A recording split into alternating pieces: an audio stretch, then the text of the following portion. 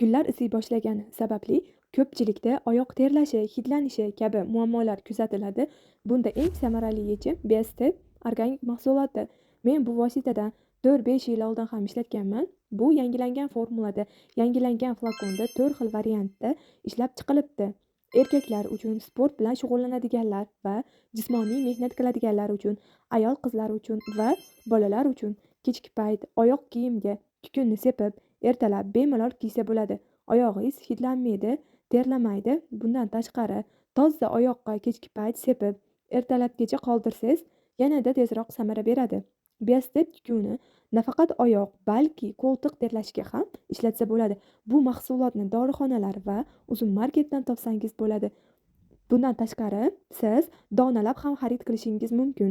Biostepga rahmat, foydali hamda shunaqa chiroyli dizayndagi mahsulot uchun.